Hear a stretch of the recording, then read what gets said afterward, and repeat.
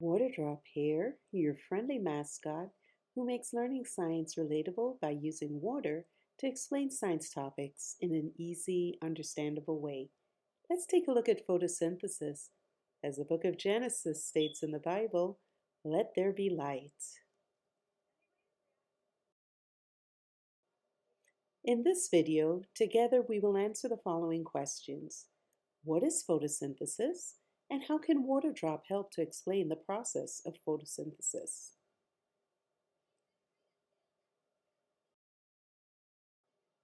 What do you know about photosynthesis? I'm sure you know a lot. Did you know that it is the process by which plants convert carbon dioxide and water using the energy from the sun to produce glucose and oxygen? They are the filters of carbon dioxide from the air, and that's right, it's the same oxygen that we breathe. Plants take in carbon dioxide through tiny holes in the bottom of their leaves. Water enters the plant by way of their roots. So let's break it down with a moment of chemistry. Light, natural or artificial, carbon dioxide, and water are the reactants necessary to produce glucose and oxygen. Yep, that's right. I have an important role in photosynthesis.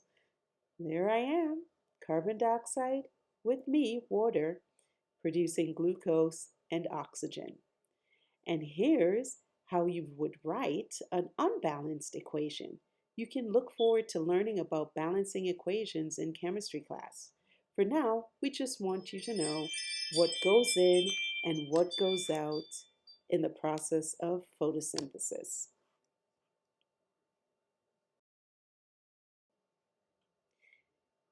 Now it's your turn. Let's take a moment to record in your Waterdrop journal, where do the reactants in photosynthesis come from? And how do you use the products of photosynthesis? Don't forget to include drawings and examples, and be sure to show how water fits into the process of photosynthesis. Photosynthesis is the process that occurs within tiny organelles called chloroplasts found inside the plant cell. The important substance in the chloroplast is chlorophyll, which is required for the process to occur. Chlorophyll absorbs the energy from sunlight required for photosynthesis. Chlorophyll is found in all green plants, especially in the leaves. The green color of chlorophyll is what is responsible for the green color of the leaves. We'll review this again in our plant cell video. Stay tuned! Plants use some of the sugar, the glucose that they produce, and store the rest. Oxygen released to the atmosphere is very important to us and other organisms. The sugar created by photosynthesis is important to all living things that eat plants. This is the beginning of food chains.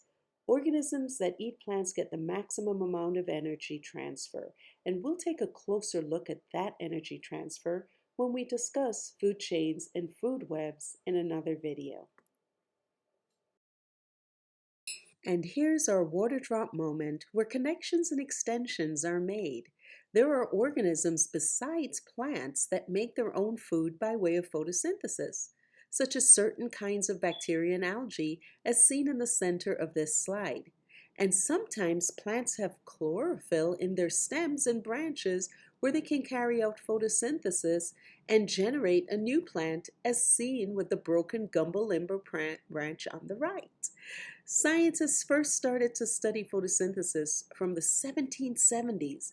This is an indication of the importance of the process.